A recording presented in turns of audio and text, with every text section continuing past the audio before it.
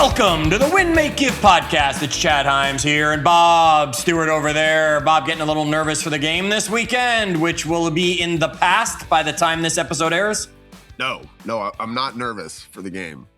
Yet. I am going to watch it all, like at home with nobody else but my family because I don't want people to know that I'm a crazy lunatic. You know what I'm saying? So like, but I don't expect that it's going to go that way, right?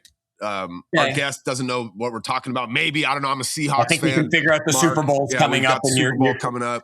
You're either New England or Seattle, he has now figured out, yes. In the past. Definitely not New England. I'm a Seahawks fan. I'm a tortured Seattle sports fan.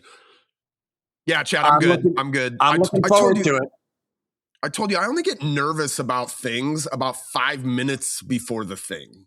Yeah. Like, I don't have a bad case of nerves. I have an exceptionally bad case of nerves in the first 5 minutes before the thing is going to happen. So like we were talking about when we go up in front of large audiences, right? No nerves at all until 5 minutes before I've got to walk up there. Then I'm like sweating. My hands are just clammy and gross. I'm pacing backstage. We actually when had the AV guy puts the microphone on you and you're like, oh crap, I can't run away now. I was just going to say, shout out to Matt Lazinski, who has moved on to another opportunity. He's not in our world anymore, but he was the guy that he would always calm me down. Like he's got this voice. He'd be like, all right, man, you ready? And I'd be like, no, I'm nervous. And he would always know the right thing to say. I don't know what's going to happen the next time I have to go and Matt's not back there, but we're going to find out. Folks, here's the thing we want you to know. Don't bother being nervous for days, weeks, even hours. Just save it for the last minute because it's going to show up. You might as well just save it so you don't have to waste all that other time. And we say that to say this. Our guest is now sweating, right? He was fine when we first got here. He was all like, yeah, I'm ready for this podcast. Now he's sitting over there. I can see him on the screen. There is sweat and buckets running down Mark's face. Now the nerves have kicked in. He's like, what did I get myself into when I reached out to connect with the Win, Make, Give podcast? And Mark, we want to welcome you. Mark Silverman is joining us here on the Win, Make, Give podcast today. Mark, thanks for taking the time to join us. Thanks. I just married off my two sons, two weddings in 4 months. Nothing scares me. Wow. All right. You went from full house to empty nest real quick. I mean, sure, they probably weren't living with you at the time, yet now they got someone else to be responsible for them. It's not come running home to mom and dad anymore. I added two daughters, so someone's going to take care of me in my old age now. There you go.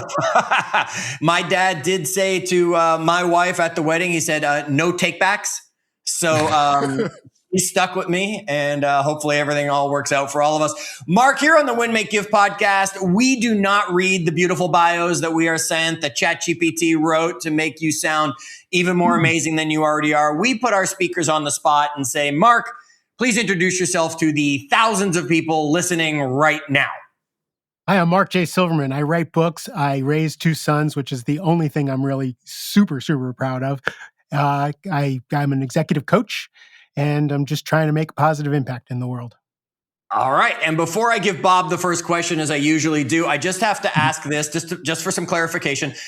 Do or did your boys play basketball? Because Bob is going to turn this whole podcast into two sons and basketball now, and the rest of us are just going to wonder why we're listening. So I tell my sons all the time that I made them good looking, not tall, because I'm 5'7" and they're both 5'7". My younger son they're both baseball guys. So one has a ring, a championship ring for high school. So they're both baseball guys. That's awesome. There you go. That's cool. What state are you guys in, Mark? We're in Virginia. Very cool. Did you do the whole like travel baseball circuit as the kids are growing up? Because sports have changed massively. I don't know how old your kids are now, but I have young kids, and it is a lot. 26 and 29, and it was 10 baseball games a week. Yeah. And when I wrote only 10s, that's when I realized I actually told them I am going to go to 5 baseball games a week. I'll go to 2 of yours, 3 of yours, 3 of yours, 2 of yours, and that's how much Dad is going to show up. Yeah, it's a lot. It's a lot. Let's start with only 10s. When we were talking in the pre-interview about, some of the reasons that we wanted to connect with you, I had mentioned only 10s, and I haven't read it, but I know that it's, you don't have time management problem. You have an honesty problem. Only 10s 2.0 is the book. And then the kind of subline is confront your to-do list and transform your life. We talk a lot about to-do lists and prioritization, and can we start with the book? Because you said when we were talking about earlier, this book changed your life. So maybe give me the story of how this book changed your life. Like sure. So when I left my job in tech, I went from a $500,000 a year job as a sales guy in tech to becoming a coach. I became an entrepreneur. I learned late in life when we were diagnosing my kids. I learned in my late 40s that I have ADHD and no executive function in my brain, which explains kind of the homelessness and the drug addiction and all that stuff from my childhood. But I found myself in my office at home as a coach with no asshole sales manager to tell me to do something. And so my ADD just kind of really ruined me, and I couldn't get things done. So I decided to write a book about how to get things done with ADD as an entrepreneur. And I wrote the book for myself only. And I spent the summer just paying attention to what I did and didn't do. And what I learned about myself was that I lie to myself all the time. I lie to other people. I lie about what I'm going to do, what I'm willing to do, what I want to do. And what I learned is I only do what I want to do, and I don't do what I don't want to do, only always. And and I found that goes for everybody. If you're dithering on something, it's because you don't want to do it. And telling the truth about it, I would overextend myself. I was all things to all people all the time because I'm pretty industrious and I'm pretty on top of things. And but it was always everybody else's agendas. So telling the truth of I can't do that, I'm not going to do that. And we talked about setting boundaries with my kids. I cannot go to 10 baseball games a week and make a living. So I wrote this book for myself over the summer. We published it. It sold 1,500 copies the first day, and it sold 1,500 copies the next day. And I thought I would sell a copy to me and my mother. And it just became the nomenclature. People write me all the time that they talk to me about 10s. My kids talk to me about what 10s are. So a 10 is you give everything a rating of 1 through 10, and then you throw everything 9 and below out, and you only do 10s. So you're talking. Like, I wake up today and I'm like, I got 15 things that need to get done. Some of them I want to do. 13 of those are bullshit. Okay. Right. 13. It's your way of doing a priority list is a term that we talk about here on the podcast a lot. Right. And with ADD, I couldn't do big rocks, small rocks. This is this first. I had to be like, I'm going to do these 3 things today. If I get these 3 things today, I can watch Netflix all day. What happened was I would do those 3 things, and then I would do 4 and 5, and I would do tomorrow's stuff. And I started getting things done. And I just started being honest with people. What it made me do is have difficult conversations. It made me set boundaries. It made me create agreements with people. It made me renegotiate with people when I had deadlines. Every single thing that I had on my list, I learned was on there because of a reason, right? I only do things because I want the reward or I want to avoid the consequence. Those are the only 2 reasons I do anything in life. When I started to boil all that down, the ADD started to fade, and I started to be able to get things done. So I've written 5 books, and I'm not making fun of it. ADD, I mean, it's a true thing. It's a challenge. Yet you have found a way that overcomes the challenge that comes from it of looking for that dopamine hit by being able to narrow it down and say, I'm going to do these things. And then, it felt good doing them. And so then you found the dopamine from within instead of always bouncing all over the place. Right. It was a system that worked for me. Okay. Right. So I've got like 700 questions. Bob, did you hear, first of all, he said his childhood, when he was homeless and all that, if I'm not mistaken, that was like in your late 20s. So that's one hell of a childhood you had going on there, Mark, if it kept going that long. I was still a child into my 30s, by the way. Like Bob, we haven't graduated you out yet. And then you went right to the 2.0. I mean, it's Only Tens 2.0. What happened to Only Tens 1? Well, it was called Only Tens, using distraction to get the right things done, because my publisher wanted to use the ADD angle to make sure it went to number one in a category. And it went into, I was number one in pathology. I was so proud of myself on Amazon. So we did 2.0 because I had been coaching on it for 5 years, and I was going to write my next book, which was going to be called Mastering Midlife. But my new publisher said, Only 10 still has legs. Can you rewrite it with the perspective of, you've been coaching on it for 5 years, you've been using it in your coaching practice with your executives? Can you put executive stories in there and all that? So we updated it to make it a much more adult book. Mark, can I ask how old you are today? 64. Okay, so if I go back, this book was written about 6 years ago, it looks like, from publish day, 5-6 years ago. 2015 was the first right. one. The new one was about 6 years ago. So, okay, I just wanted to make sure, because when you're saying 27 is still childhood, I wanted to know where you were for midlife, right? I'm old. I am so old, dude. Not at all. You want me to go? I could see you leaned in with a question, so I was waiting to see what came out about. I want to take us somewhere totally different, and this is a total sidebar, because you mentioned how old were your boys when they were diagnosed with ADHD? Well, I think my youngest was like in 3rd or 4th grade. Okay, when he was diagnosed. Real question, with no judgment. It's more of an exploration for me. I've got a few friends in this situation. What's your feeling on like medication for children diagnosed with ADHD? Because I think this is different than when we were growing up. We didn't know about this. If we had it, we just lived through it. And today there's like medication options. Yeah. Well, do you have an opinion on that? I'm not experienced. I'm not a doctor. I'm not experienced. I know the medication helped me tremendously until it didn't. I did not like the side effects of the medication. So I haven't taken medication since the day I wrote Only Tens. I haven't taken medication. Like you use that methodology to yes. kind of be your life guide, as opposed to having the medication, which it sounds like was maybe becoming less and less effective for you over time. It was, because I remember I would take Ritalin, and it would be like a Disney movie, and birds would be flying around my head, and I could hear music and get things done. And then by 5-6 o'clock in the evening, I hated life and hated everybody, and I couldn't do it. But the same thing happened to my kid. Like he didn't like the medication. We got him ADD coaches and all this stuff. And then when he was a teenager, he finally told me, he was like, "Dad, I just didn't try. I didn't care. I was smoking pot."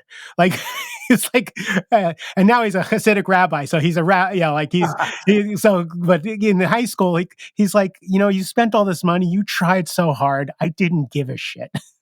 Did you just give him a copy of Only Tens and now he's good? Oh, he quotes Only Tens back to me all the time. He tells me he's a rabbi because he read Only Tens. So, what do you think? So inside of that book, share with the audience kind of one piece of advice or one story out of there that kind of carries the impact of the book for us. And I don't know, maybe there's 2 that you need to share, or 3. Well, no. Just look at your to-do list and figure out why those things are on your to-do list. What is the reason behind it? Is it somebody else's priority? Is it a should? Like, find out where your resistance to those things are. If you're so busy and so overwhelmed, what's on there that you haven't been willing to set a boundary? You haven't been willing to speak up. Your self-worth is tied up into it. Because for me, getting things done for other people my self-worth was all tied up into that. By the way, they can get the book for free on my website. I give hard copies away. I give PDFs away on my website, markjsilverman.com. Anybody wants Only Tens, it's free. Guys, and it's that easy to spell. Mark J. Silverman. I mean, there's no trick in there. It's a K on Mark. If you're questioning and you missed the title of the episode, you can go right to his website, markjsilverman.com, and get a copy of the book. And believe me, I know I can name 6 of you listening right now. Bob, we have 6 listeners, just so you know. I can name 6 of you listening right now that I know have ADHD. Sorry, Chad. We have 5 listeners. Remember, we learned recently my mom does not listen. Yeah, she stopped listening. So I didn't have her on the ADHD list. I know there's a handful of our listeners that have claim, use ADHD as something that they're dealing with, maybe this is the solution finally to help you realize, let's put that priority list together in a way that'll work for somebody with the challenge you have.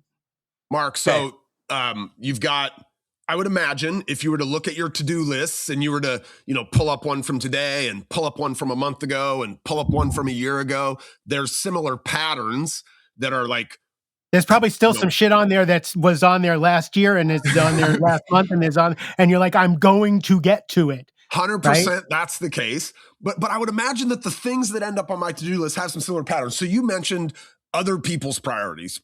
I bet many of our to-do lists are cluttered with those. And those are likely ones that were there last year and are there again this month and will be there again next month. And that's the whole point about telling the truth.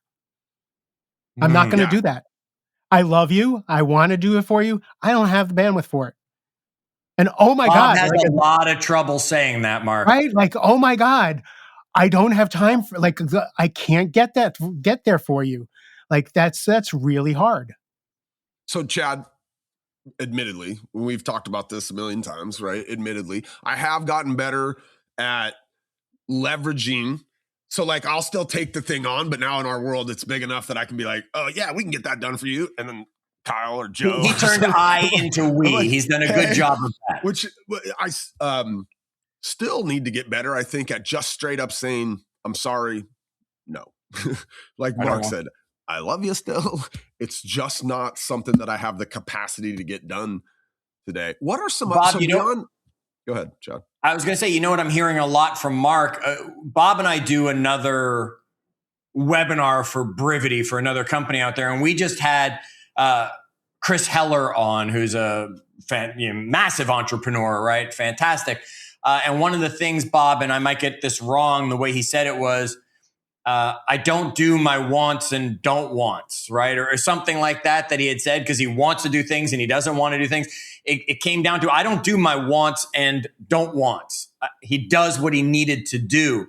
And it sounds like that's what only tens is going to help me do. It's going to help me realize that, this feels important, but it's probably a 9, right? This is a 10 if I want to feed my family tomorrow, have a roof over my head, grow this business. This is the thing or things that I have to do. Now it's just a matter of go get them done. And even if that means a little here and a little there and a little here, and then come back to the first one to challenge with your ADHD, just get it done. It clears the fog. That's what it does. Now, so you're saying that as long as I knock those 10s out, it gives my brain the space to decide what I want to do next? Is that what you mean by clear the fog? Yes, because again, I don't put the 15 things I need to get done on my whiteboard. I put the 3 things I'm going to do today on my whiteboard. So my brain is not wondering about all those other things. It's this is going to happen, this is going to happen, this is going to happen. I have a 10 is, if I have a deadline, it's a 10, right? If the deadline is next month, it's not a 10. Right. This morning, we made your list to be at the podcast to record because it was going to happen today. So we were one of your 3 things on that list. Exactly. Do you do it on paper first? I do it on my whiteboard. I do it on a whiteboard. Okay. But you just erase everything else so your brain doesn't see them? There's 3 lists. There's the week's 10s, the day's 10s, and then there's this radar list that all the things that, like the 15 things that you really want to, that are 10s, but you put those on the radar. You have your week's 10s, and then you have your day's 10s. And then if you get your day's 10s done, that's when you go, you know what? I'm feeling really ambitious. I think tomorrow I'm supposed to do my American Express expenses for my bookkeeper. I think I'm going to go do that. And that's what happens is you start to free up. Or you may go, you know what? And this is where intuition comes in. When you free up your brain, as an entrepreneur, I'm going to call this customer. He's been on my mind for this long. Or, this employee needs a little, I'm going to take them out for coffee because that's been niggling at me for a while and I just haven't found the time. And your intuition and that gut feeling starts to come up and you start to make connections and ideas that you didn't have before. I think here's the other thing about, because I've kind of newly, let's call it the last 5 years, operated from a better sense of priority. Once you knock you say your 3 10s out for the day, and now you're getting to that customer call or whatever it is, those things, you knocking your 3 out every day gives you an incredible sense of accomplishment, right? Like I always feel like I got some stuff done, right? If I go stack even one more little win because I had a great conversation with the customer on top of feeling accomplished already over a period of time, even a week, by the way, when I have a really good week where it's like I've knocked out my 1 or 2 priorities, maybe there's a third in there each day, and then I went and stacked 1 or 2 wins on top of that, Mark, the sense of accomplishment can really snowball. Like sometimes I could come out of a week and I'm like, that was a great week, and it will propel me into the next week. But it's because I got the important things done. 100%. But those other things that you bring into your world, they can really like build on top of how good you're already feeling about yourself. So here's what I love. We get a minute, Bob, maybe with our guests before we just throw them in the deep end and we go live. Mark showed up today with a question, and I understand now where that question came from. Mark, almost no guest has ever asked me the question you asked before we started, which is, why am I here?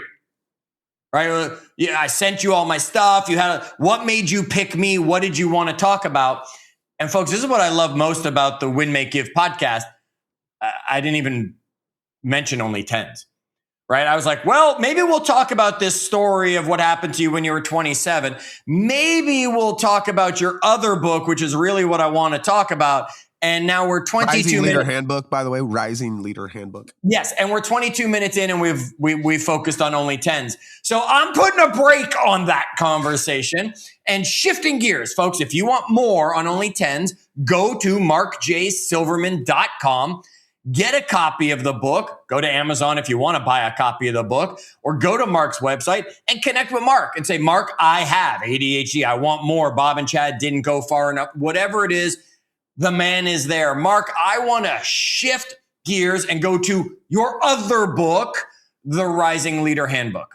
Thank you so much. We're coming up on the 2-year anniversary.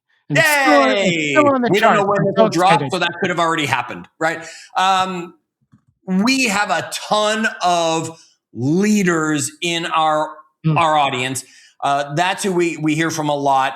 And we believe leaders don't necessarily mean you even have to have people that work below you, because you can be a leader at home to your family. You're obviously always a leader to yourself. And the one line that really jumped out at me from the stuff you had said when you said, what made you want to bring me on here, was leading you by creating yourself before creating results. And I really want to talk about that, because we understand that, yeah, I might be in my mid-50s. Bob might be catching up to me because I'm slowly aging backwards. Bob might be catching up to me and stuff. Some of our audience are younger. Some of our audience are older. Some are where we are, yet we're always reinventing, always recreating ourselves, and need to make changes and adjustments in who we are as society sometimes dictates it, or our living situations or work situations.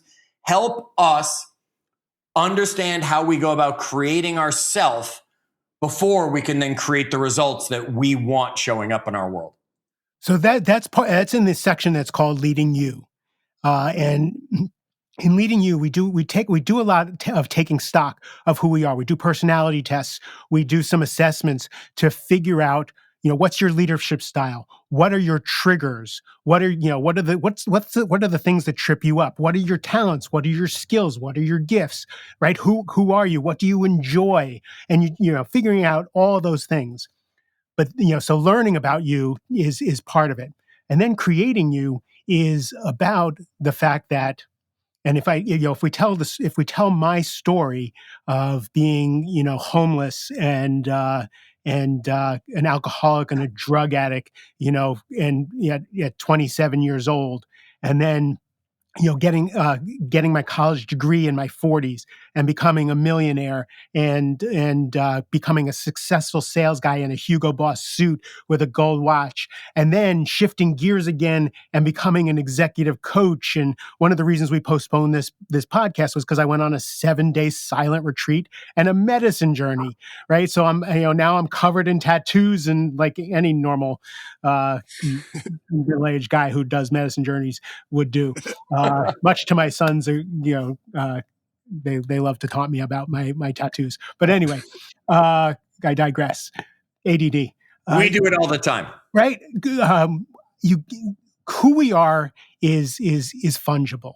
Our personalities are put together, and if you look at it, who we are is a product of where we were born, who we were born to, the experiences that we had, the traumas that we had, the gifts that we had, and we stack that on with the decisions and the choices and everything that's happened to us in our lives, which builds a personality structure.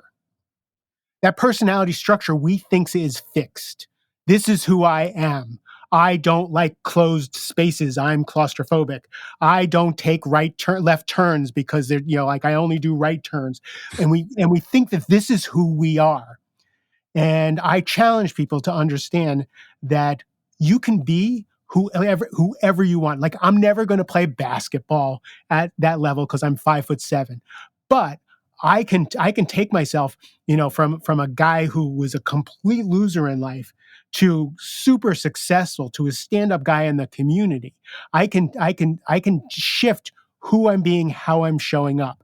I can be a guy who's a people pleaser who never was able to set a boundary to take care of my own stuff, to the kind of person who everybody knows where I stand. I say the truth when I speak to people, right? I'm able to have difficult conversations when that would have killed Mark of 10 years, 15 years ago. To actually have a difficult conversation.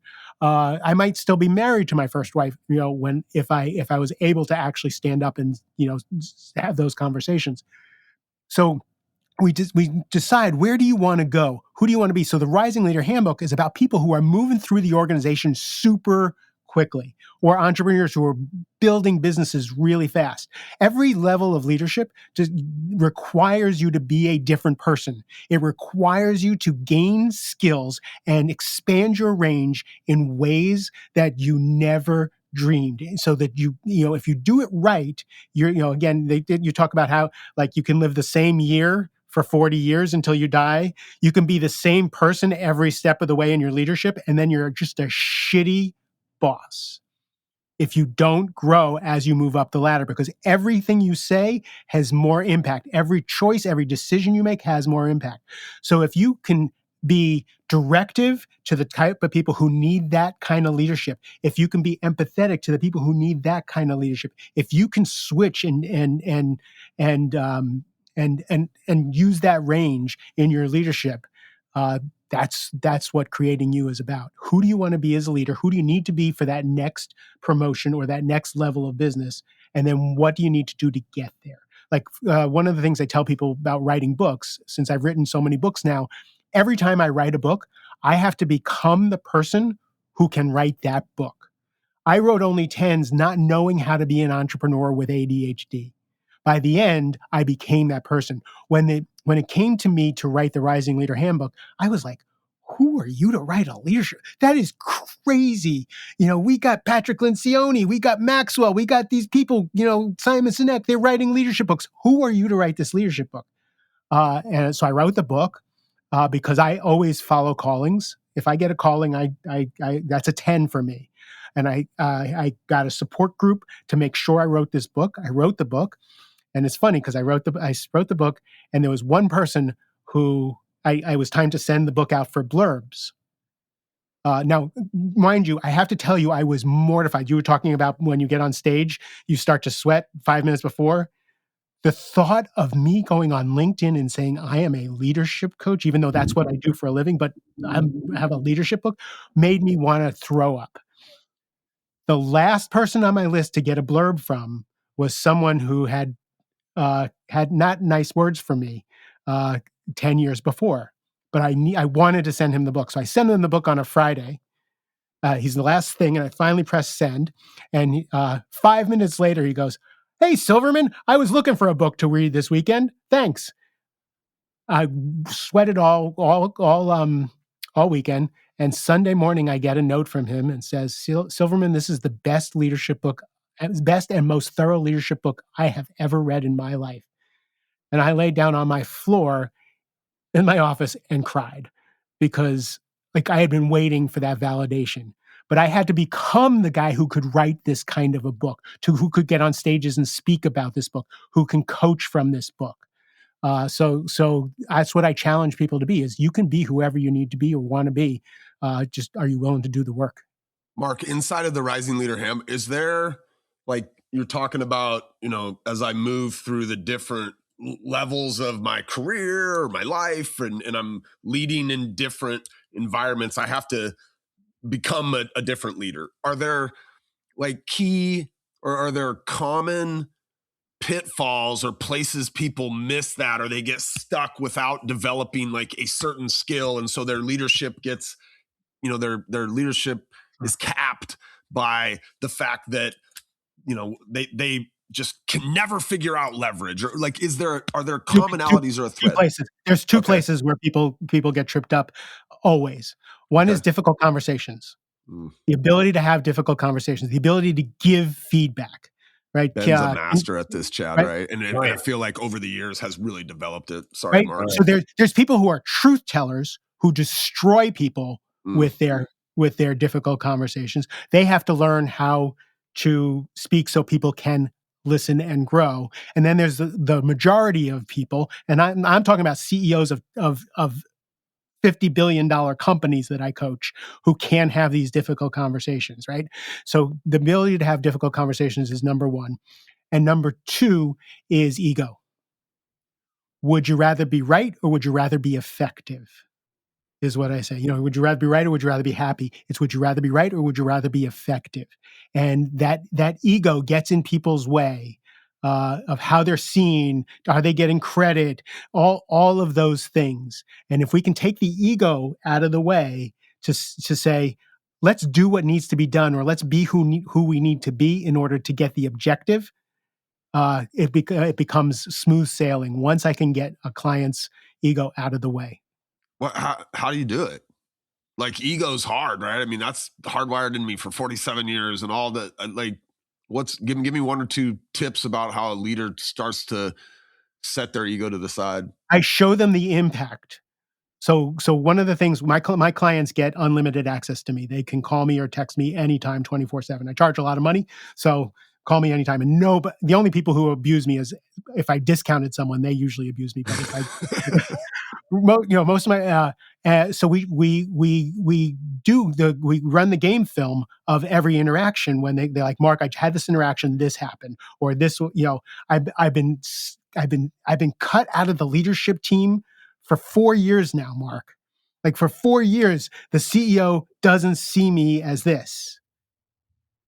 And then I said, okay, are you now ready to look at how you might be sabotaging yourself?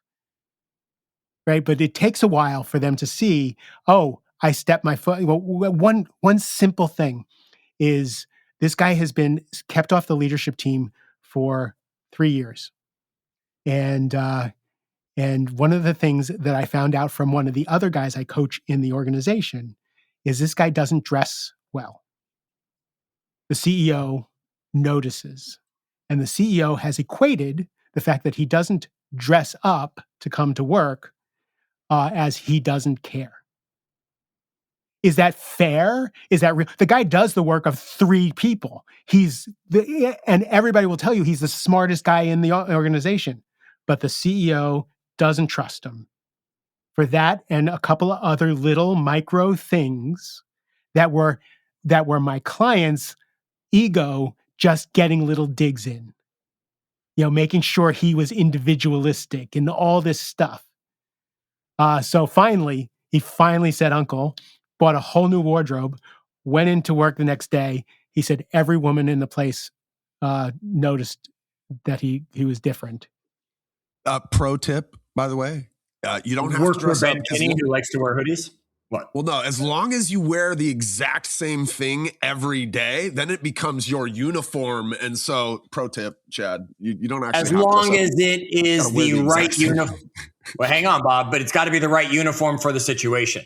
You got to remember, you work with Ben Kinney, who wears the same thing every day, and you're both at the same level. Well, Mark, if you moved into another organization that was run by guys in three-piece suits every day and showed up in your uniform, you'd probably be getting judged the same way that guy was, by letting your ego get in the way and say, no, this is my uniform, instead of saying, I have to conform to the uniform of the workplace. And again, when I go into organizations, it's why I wear expensive suits and I wear an expensive watch. I want people to know I'm a player, right? I've been a player. Let's talk watches for a sec. I'm a big watch guy. Who are you wearing?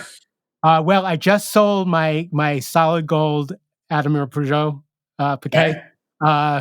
I got $25,000. Yeah, I would have guessed around there. And only because I beat it to shit. And I got the watch I've always wanted in my life. Okay. Which is my tag, which was Oh, only you went for the tag. $1,500. Okay. This is the watch I've always wanted. I wore that $30,000 watch, but I wanted this one. There you go. But one of my clients actually just started a watch company. Manufacturing? No, a watch company where he's got a database for you where you put all your watches in, how often you wear them, like how, because he's bought, since he's been my client, he's probably bought $1 million worth of watches, maybe too more. Many watches. I only have 2 wrists. Right. So and he's the one who sold my AP for me. But Very yeah. nice. Anyway. Nice. But that's why I go in, because I often, I have to go toe to toe with some strong personalities. So I want them to know, even though I like art and I'm a sweetheart and all this stuff, that nobody's gonna pull any bullshit with me. You've got, we talk about this all the time. We can see you. Our audience doesn't see us. That's why it doesn't matter what our uniform is. They can assume we're wearing whatever they want to assume we're wearing. Over your left shoulder, you've got this colorful chart that the only thing I've been thinking about this whole time is that's the thing on the bathroom wall when I walk out at the airport, and it asks me to rate the bathroom on how clean it was, and they've got like the different color buttons That's I'm supposed so sad. to hit. What is it? It's a chakra chart. It's your chakras. Now I got it. It's your energies. Okay, I got it. I know the chakras. I know. I did not put together that I'm looking at a chakra chart over there on the wall, hanging behind you to remind you of your energies all the time. Did that come with the tattoos on the most recent trip? No, but when the first thing I did after there's a whole part of my story where I was kind of depressed and suicidal in my late 40s, and the first thing I did, I went to a mandala painting retreat, and I learned to paint mandalas. I learned how to paint, and this was the teacher's painting, and I fell in love with it because I'm colorblind, and the colors are super bright, so it helps. And I like the color. So and I also like to balance, because I show up in corporations, I show up in business, and I also have a very spiritual kind of side to the whole thing. So I like to bring the balance to the whole thing. Awesome. And it looks really cool on the blue wall. We've been talking with Mark Silverman. That's Mark J. Silverman. If you want to find the website, right? It's markjsilverman.com. You can find his books on his website. You can find his books on Amazon. We were just talking about the Rising Leader Handbook. We talked about Only Tens 2.0. He's also got a podcast, the Rising Leader Podcast, that you can check out to learn more and connect with Mark there. Mark, I'm going to put you on the clock. You got 1 minute to wrap this up for me. I don't care if you repeat something that's already been said, or there's something you haven't shared that's on your heart that we didn't ask you about and talk about, yet you only get 1 minute. Bring it home for our audience. Sure. Not to end it on a low note, but I've just noticed that people aren't doing really well these days. People are stressed out of their minds. It's on the news. It's in the air. We're talking, AI, terror, like what does that mean for my job, for my business? I've just not ever seen a population so stressed in my in my 64 years. So I say, take really good care of yourself, and pay attention to your family, pay attention to your mental health, pay attention to your physical health. I'm the ghost of Christmas future, right? You can grind it in your 30s and 40s, and you'll pay for it if you don't take care of yourself. This pace and this onslaught of horrific news every day is not natural. So take good care of yourself. There you go. Turn off the socials every once in a while. Chad, after listening to Mark, I think I'm going to take a vacation. I haven't had a vacation for a while. I know you, can you carry the load while I'm gone? Been like a week since you've been here. Folks, here's what Mark's saying. There's no such thing as balance in life. We understand that. You need counterbalance. You need time to take care of you as much as you take care of others and take care of things that need to get done. Make sure you are on that list. Any audience member that needs a virtual hug, just reach out. Bob and I are happy to give virtual hugs. And if you have the opportunity to see one of us somewhere anytime in the future, we'll even give you a real one if that's what you need and you ask nicely. Until our next episode, folks, as always, do good.